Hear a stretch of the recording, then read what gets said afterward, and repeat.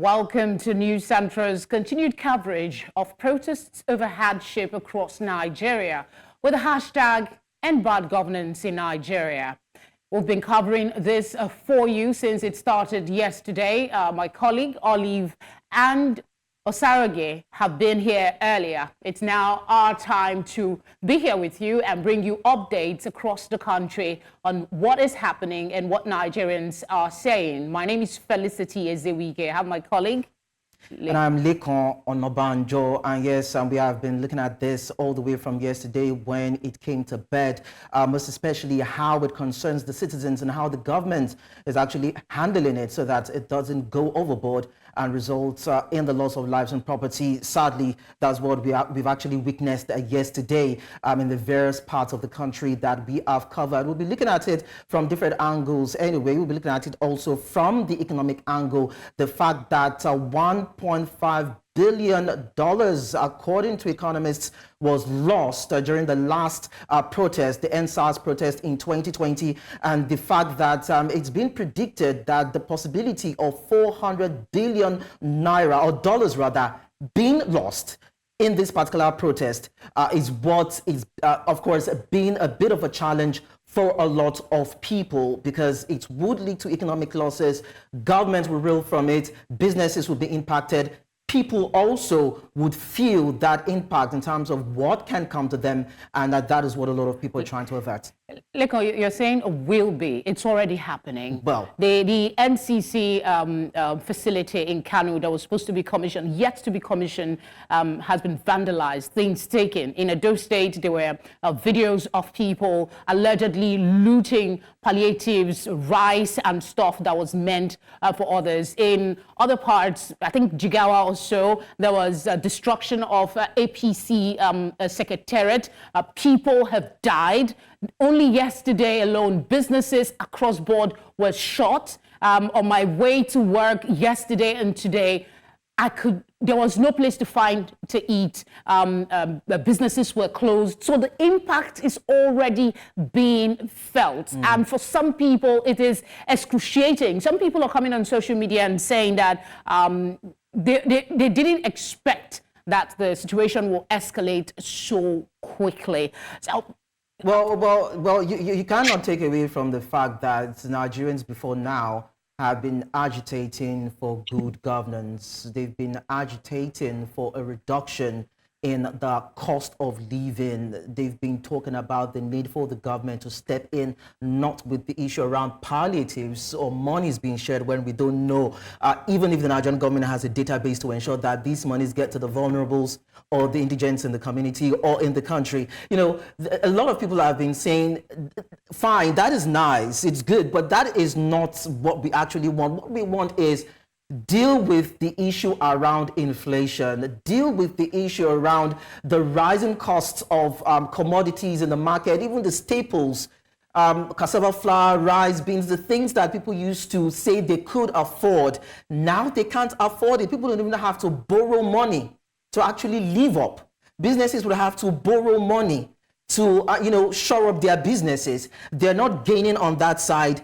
Consumers or customers are not coming. So it's more or less like people are saying, what are we actually benefiting? So that is why it has not culminated to the part where Nigerians are saying, hey, we have to come out, because, they usually say, all die and I die if we don't talk.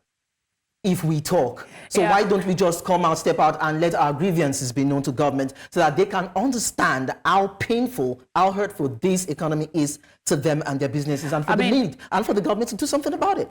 I mean, Lekon, the more you talk, the more I think about all the things that really needs to be in the fore. But let's get our guests in and get analysis, get their views on what's going on, how this is impacting the economy. We'll just take it from there and see what happens. We do have, for this part of the program this morning, Dr. Samson Simon. He is the chief economist, ARC Economics and Data Limited. He joins us from Abuja. And in Lagos, we have Olumide Ohunayo, General Secretary, Aviation Roundtable. Gentlemen, thank you for giving us your time. Thank you for having me. Good morning. Good morning. All right, I will start with you, Dr. Simon. Historically speaking, How have the prolonged protests like these disrupted the economy and impacted its GDP? My colleague here was just highlighting the impact from the previous protests that we had in 2020. Considering where we are at today, could you give us like a view of what it's been like? Well, there's what we call the economics of protest, of social protest. So from the economic angle, of course, the economy has been impacted. It's more than clear. Yesterday, the stock exchange reduced in value, lost 235 billion. And we know what happened in Kano with the Ministry of Communications and Digital Economies facility being vandalized. And you know, businesses have closed because of these protests. So you can only imagine what they are going to lose in revenue. And supply chains have been disrupted. There will be shortages, even for transportation, for people move from one part of the country to another. That would be stopped, or that has been stopped because of the protests. So there is virtually no aspect of the economy that is not going to be affected by these protests. And we remember vividly when the Center for the Promotion of Private Enterprise mentioned that at least 400 billion of losses will be recorded on a daily basis. So this is more than clear that there will be losses, and consumer confidence will nosedive, even investor confidence. Investors will not like to bring in their money in a climate where there's uncertainty, where there is some possibility of violence. So the best thing that can happen is we have to ensure that these protests are orderly and they are peaceful. Is the responsibility of both the authorities and the people protesting. Maximum security should be provided, and anybody that misbehaves should be tackled, should be handled. So if that is not done, and like we have seen yesterday, according to some sources, 16 people, 17 people have lost their lives. That is not going to help matters. Confidence will be reduced, and expect the credit rating agencies like Standard & Poor's and Moody's to downgrade Nigeria's credit or bond outlook. So basically, it will reduce the forex that we are talking about that we lack. Is lot of it will likely come in because of these protests, if not handled well. And even for our economic growth, the IMF reviewed the projected growth for this year downward. This protest, if it's not handled well, it will even review it further downwards, or possibility of even a contraction if care is not taken. So the damage to the economy can really go beyond major, unless if these things are really handled well. All right, let me quickly talk to Olumide Owanyo, putting in context what Dr. Simon has actually said and the antecedents when it comes to past protests. What is that lesson, or the lessons that Nigerians and the government have not really learned? All right, what are those lessons they have not learned that it's now playing out now? Well, for me, good morning once again. I think there's this emphasis of always trying to push out, throw money at a problem when it's about 2 or 3 weeks to the time that the protesters or whoever is giving the conditions of strike to come in. I think that's one area that it's been a recurring decimal, and we need to change that. Because all I noticed in the last 5 days before the strike was throwing money and throwing threats and concrete actions to assuage the feelings of Nigerians with respect to the high cost of living, not showing any remorse in expenditure, and not trying to debunk some of the expenses that the government has been alleged to be taking care of, something like the presidential jet at this time. And I think all those things infuriated people and said, look, if we're saying things are bad, we should see it in your lifestyle. We should see you maybe start to do some cut down. But then, what did you say? Barely 4 days to it, they quickly approved and sent the new salary, signed the new salary wage, brought down rice to 40,000 naira, called the youth and started giving them money to show their feeling. And yesterday they were sharing Indomie and others. at parks and markets, or either at the fuel protesters will be strong. And I think we must learn that it is not every time you throw money at problems. You address problems by ensuring that people you show empathy to the society, and you leave that empathy you are showing by activities of your activities and actions of your office. But that was not done. Mr. Ohunayo, I want to stay with you on your throwing money around, like you said. Is it about the throwing of the money or how the money is being thrown? Because if they truly are throwing monies at problems, then the problems are supposed to go away, aren't they? Well, it's not. It's the way it's been thrown, and you wait till about 40 to about 3 or 4 days to the deadline given. Then you begin to cherry pick who gets what, and where it goes. Then again, using subtle threats are not things that you use to address pressing issues. I was surprised with what I saw yesterday. I thought the South was going to be worse, but then what I saw in the north is an alarm, and I think it's a ticking bomb that we need to begin to look at because provided they are still part of Nigeria, we cannot say we are safe in the South.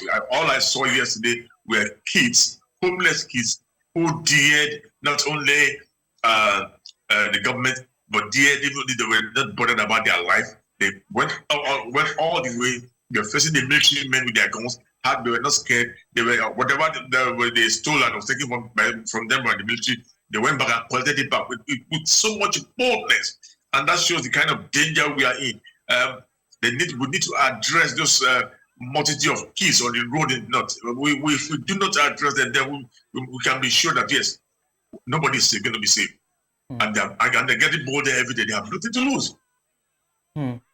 Dr. Simon, now Olumide Oluwanyo has actually pointed out something. He talked about the ostentatious lifestyle of Nigerian politicians as against how Nigerians have been living their lives. Now, when you look at the body language and the kind of statements that has been coming out from the mouth of our leaders or political leaders and even the government, do you think they've actually done well in terms of dousing this tension?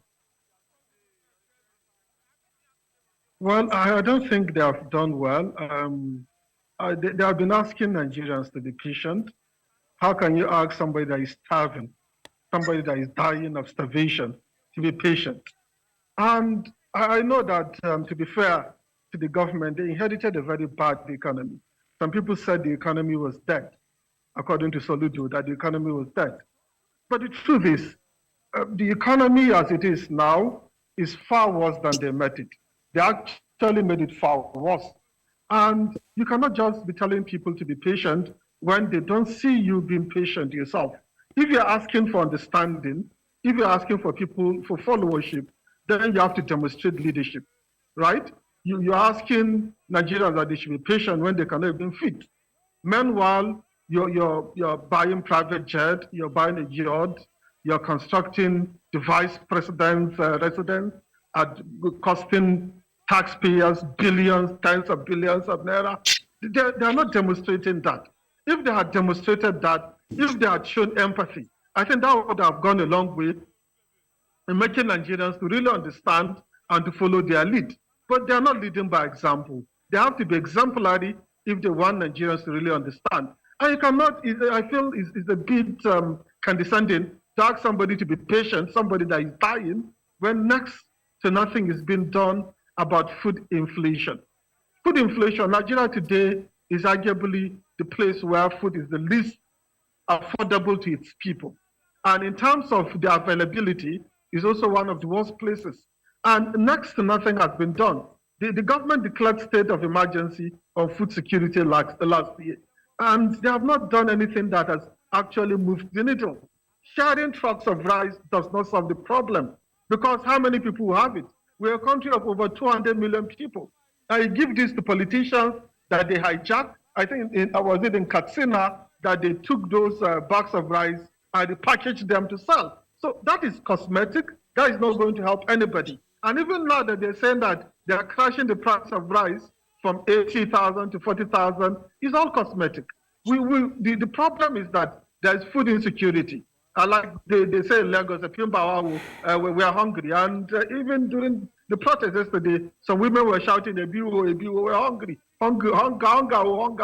So there's a need to tackle, there's insecurity in the land. That's the primary reason for this food insecurity. Tackle this problem of insecurity. Don't bring cosmetic approach, putting like between Abuja and Kaduna Road, you station troops there. That will not solve the problem. Go to the root causes of these problems and tackle them. If insecurity is tackled, I feel that will solve larger chunk of the problem of food. Because there are so many people, personally I know so many people that were farming hundreds of bags of grains few years ago. They don't even dare go to their farms now. And there are so many of them that are out there. So you can imagine the contribution that they would have made to the food supply in Nigeria. So tackle insecurity. Then our yield is also terrible, agricultural yield. And basically because we use outdated farm implements, there's a need for mechanization.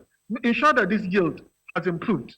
My co-guest said there's a need to not just to throw money at problems. It's not like when you have a problem, just keep throwing money.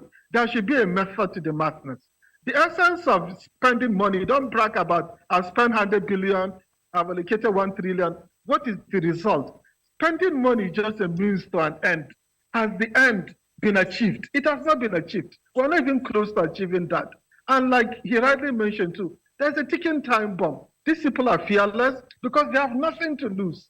There's so much hunger in the land, there's so much suffering, and if you ask me, there's nothing that is being done that actually moves the needle. The key thing here is that actually moves the needle. It's not just about being busy doing nothing. What do I mean by being busy doing nothing? We don't actually see results. I know the government is mentioning this and that, but how impactful has it been? Has it actually trickled down? Are Nigerians better off because of these policies? Not much. So there's a need for us to be intentional about results. If you can achieve results, that's what really should matter. Not about bringing programs, cosmetics, things that at the end of the day, they don't even help. Really, they don't really help anybody at the end of the day, sadly. Well, talking about seeing results of government, the subnationals government as states have been said that they are not even really helping matters even as much as the government at the center is trying as much to roll out policies and interventions. It's still not trickling down to the people who are needing of it. But then there's still more on this we need to talk about. We'll quickly go on a very short break. When we return, the conversation will continue.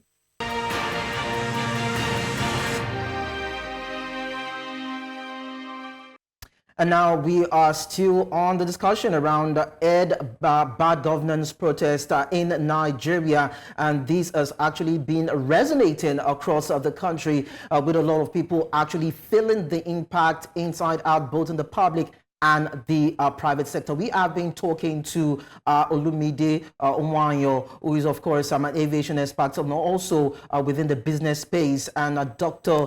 Samson Simon, who also in that particular line, because we're looking at it from the economic angle, and we are trying to find out in terms of losses, how would it impact Nigeria? How would it impact businesses? And how would it impact the citizens?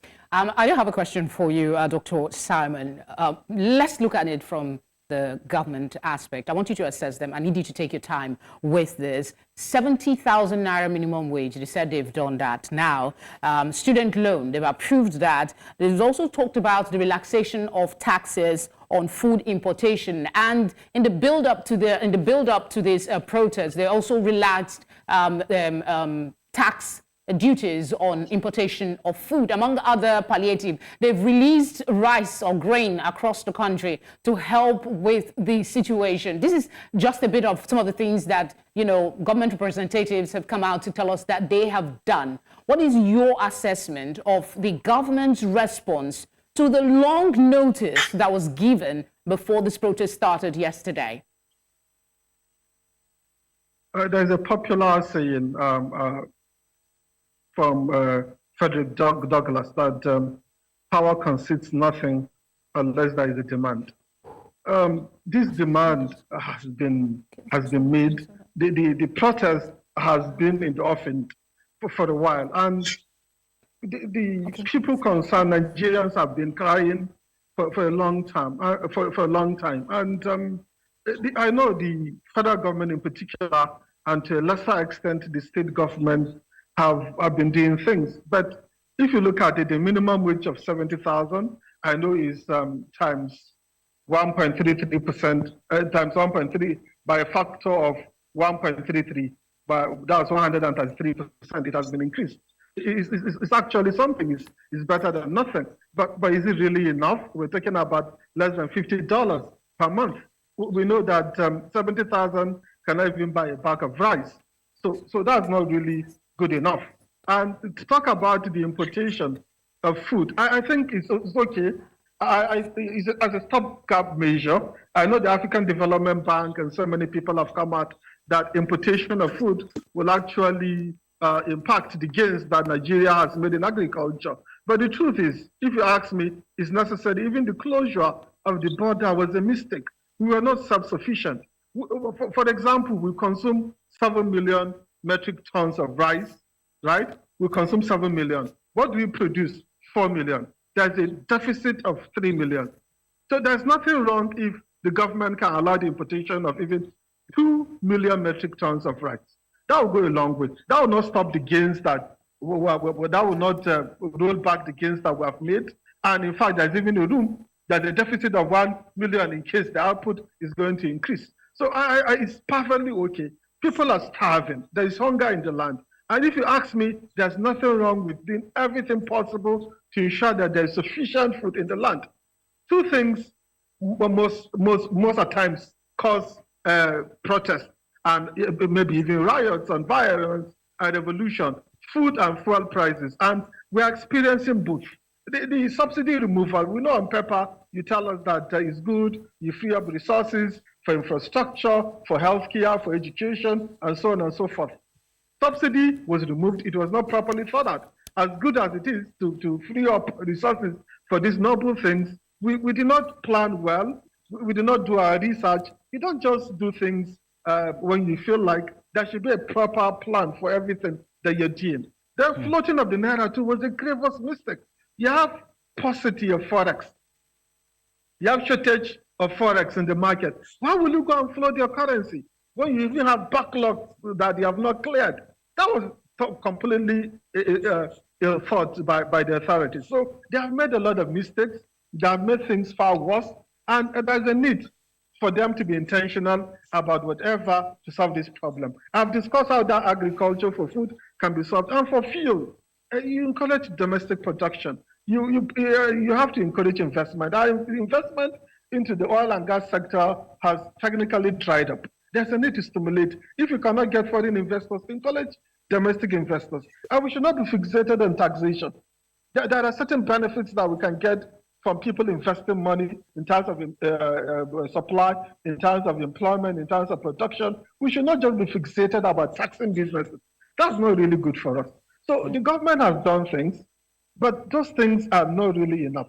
There's a need for us to do some more because the problems are daunting, they are overwhelming, and they require somebody with the strength of Achilles to tackle this, because these are clearly agent stables that need to be cleaned. Okay, so let me quickly bring in Mr. Olumide Nwayo into this. Now, this government came out to say that, this administration came out to say that it inherited a badly indebted government.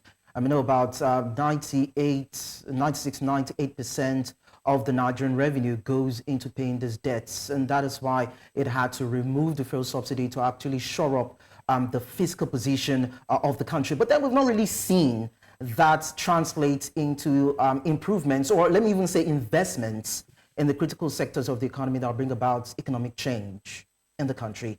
Would you say that particular excuse is tenable? Well, I find that very difficult because this government is not really new. They were part of that government, the same party, just that personalities have changed. And we still have some of the ministers in that in the former cabinet that are there today who are also top channel of this present government. So there's virtually nothing new to them concerning information. But you know what has happened is enormous in Nigeria. Once the newcomer comes in and the criticism, you begin to lay blames on past government and gets left behind. I feel when a man says he has come to hit the ground running, and you come on the very first day and said subsidy is gone, you must have done your homework. You must have done your homework. And the last wow with Dangote refinery was an embarrassment for me. Look at a refinery with about 16 to 16.8 billion dollars to complete. A domestic that will supply, that would work and have Nigerians working there. We also have some modular refineries. All of them were not supplied crude all the while, yet you went ahead and licensed multiple modular refineries. You promised to invest 20% into the Dangote refinery. At the end of the day, you could only drop about 7%. If you had not spoken up, we would have thought the NNPC had 20%. And then all the voice tell us that you have sold the feedstock, which is the crude oil, upfront for the next 5 years. So why were you supporting the refinery to come on stream? Why were you licensing modular refineries when you're going to sell? When you sold out the crude oil that they are supposed to use to operate. So of what value are those refineries? Because you have your own refineries that are not operating, you have about 4 refineries not serviceable. It's not that you should not be ashamed that now you have Nigerians said, when the private sector, we can do it, just give us crude oil. And we have crude oil here. It's just funny. Before then, we had crude oil without refinery, we are exporting crude oil to bring refined products.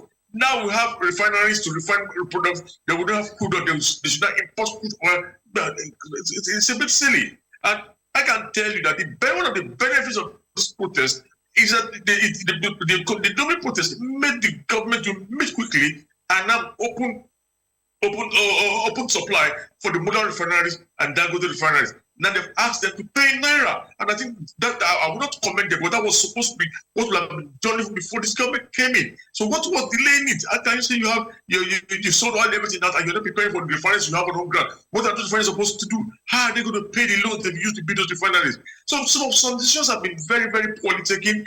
Corruption is in depth. You can see that the Betty Edu case, nobody has heard anything to today, and she's lobbying to get back to sit. He's going about doing Thanksgiving when she's supposed to be on trial. And other accomplices with the minister, none of them have been brought to the fore. The Kogi State governor, who's supposed to be on trial, is and it's within Nigeria, and it cannot be picked. When people see all this, then they will not look that the government is not really upright about fighting corruption and helping to reduce the pain of the ordinary Nigerians. And you cannot reduce that pain by just throwing money at every problem. We must allow production. Nigerians must be allowed to go back to their farms. And the only way they can go back to their farms is to allow to bring about lower the level of insecurity. And you can do this if you withdraw. At every beginning of the year, we hear that all mobile policemen should return back to the military base, and as the civil defense should take over the security of politicians and VIPs. Up to today, that order keeps coming out towards the end of the year, and the next by the time you wake up the next day, nothing has changed. Why are we having so many prosecutors? You go to a party that one of the top shows are going to have. You will see over a battalion of policemen hanging around there. Yes, local government is not. I think at the heart of your submission, sir, at the heart of your submission is production and security. If we get security and then we improve on production, some of the issues will begin to be addressed. I have questions, but let's just remind our viewers that if you're just tuning in, this is our continuing coverage of the End Bad Governance in Nigeria protests. We will be connecting with our colleagues across the country for update on, bring you live scenes basically on what's going on and their view of the responses so far to today's day 2 of the protest. Let me go back. I think it was Dr. Ohunay, Mr. Ohunay that was speaking just now. So I will move on to Dr. Simon. Day 2. Businesses are still closed. What's your estimation of how this I know we're looking at history and actions that have been taken, but we'll be putting in the mix the reality of what this protest is costing. And that's where I want you to speak on. What's your estimation of how this continuing closure of business will exacerbate hunger in the country? That's the irony of it. It's a protest. I know it's ends bad governance, but we know what it really cost it. Is hunger in the land. Sadly, by embarking on this protest, the hunger situation may likely get exacerbated. And there's a popular saying that if you want peace, you must be ready for war. And I think that's what is really playing out. Because if you don't make noise, if you don't actually demand for things, nobody will take you serious. I know the government, particularly at the center, has been doing some things, but they're basically cosmetics. And with this protest now, I think their demands are more likely to take center stage. The authorities, if they were treating things with levity before, they will be more serious about it. Of course, there are certain people, the larger chunk of Nigeria's economy is informal. And some people, if they don't go out to work on a particular day, they may not likely fit. And because of this protest, many people cannot come out to work. So the hunger will likely get worse. And then for those in the formal sector, the businesses will be affected. Maybe some people have not been paid salaries and these banks are not going to open and even the markets are not going to open. So some people will not have access to money that they can use to feed their families. So I believe it's going to be painful for businesses. It's going to be painful for individuals. But the thing is, this protest has to be done. We have to ensure that the authorities and the people partaking in this protest, we have to make sure that it's peaceful and it's orderly so that things don't really go out of hand. Because some people are playing with fire, whether the authorities by threatening the protesters, or even some protesters that they don't really understand the gravity of the issue. Nobody wants war. Nobody wants things to escalate, because if things escalate, all of us will bear the brunt of it. Nobody will escape from it. So we have to be on our best behavior, whether on the side of the authorities or the side of the protesters or the security agents that are from the side of the authorities. Everything has to be orderly. Everything has to be peaceful, or else it may not really be palatable for anybody at the end of the day. Talking about how this might go south for those affected, let's scale it up a bit and look at who would be investors, most especially those who have been hoping that they'll be able to put their money into the Nigerian economy and probably, get returns on it. Mr. Owayo, how do you see foreign direct investments being affected or impacted by this? Because we know this is an administration from inception that has been trying as much as possible to woo investors to key into the economy. But then, that seems not to have materialized as much as a lot of people had speculated. But now that we're having a protest springing up, how do you think that would impact FDIs?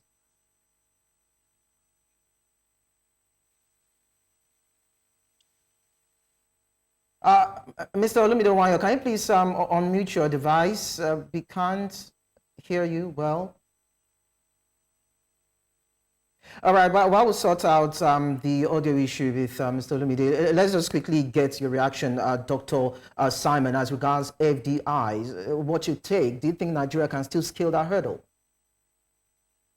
Well, it has been a challenge attracting FDIs, and that shows that investors don't really have so much confidence in your economy.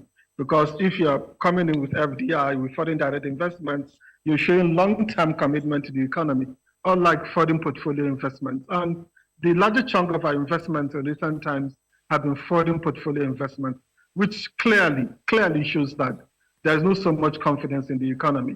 And while we're trying to build that confidence, unfortunately, this protest came along. So it's going to even discourage investors, particularly foreign direct investors, from coming in. So it's not really good for us, because investor confidence will be diminished.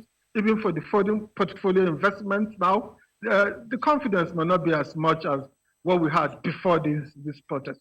So it's not really good for the economy. And like I mentioned earlier when we started, that expect these credit rating agencies to probably downgrade our credit and our bond outlooks. And if our bond outlook is downgraded, that will make foreign portfolio investment to even lose the steam that they had before now. And you don't even go into the territory of foreign direct investors, because those ones are really timid. They are really afraid. Somebody said investment is a coward. Investment doesn't want to take chances. It's really afraid if there is uncertainty, and these protests are creating uncertainty. And the activities within the economy are exacerbating this uncertainty. So it's not really good for us as an economy that these protests are being embarked upon. And we should, as much as possible, not allow anything to go south. And I think the authorities are not helping matters by threatening these protesters. They are not helping matters by encouraging other protesters to come and counter. I remember somebody in the South saying that he's going to resist, and is a supporter of the government, is going to resist the protest. It's not going to help matters. It's not going to help anybody at the end of the day, whether the protesters or the authorities. And I think such should never be encouraged by anybody. All right. Thank you very much.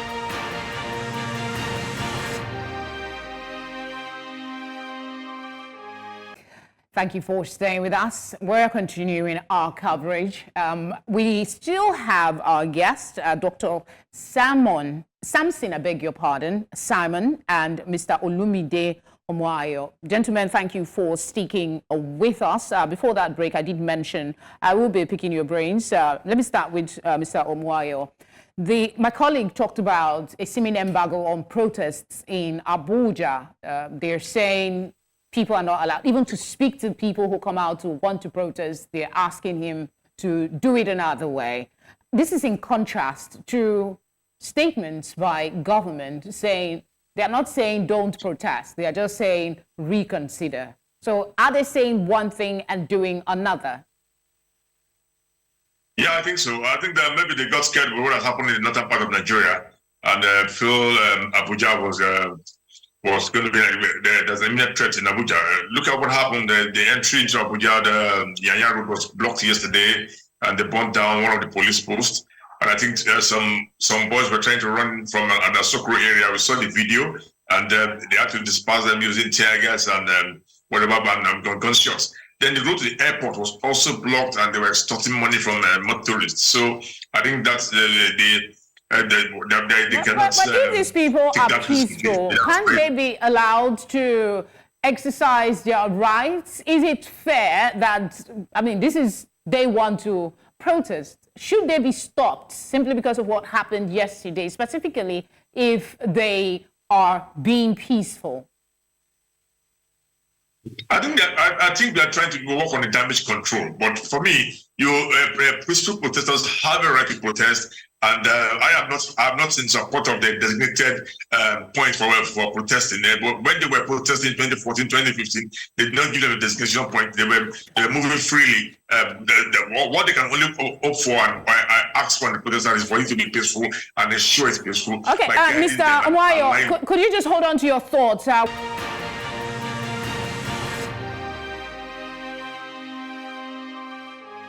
All right, if you're just tuning in, we still have our guests, Dr. Samson Simon and Mr. Olumide Omoayo. Unfortunately, we have to pause here for this conversation and take a break. So we'll have to thank both gentlemen for giving us their time. We hope we can get them back on the program in the course of this protest. Thank you very much, Dr. Simon and Mr. Omoayo. Thank you for having me.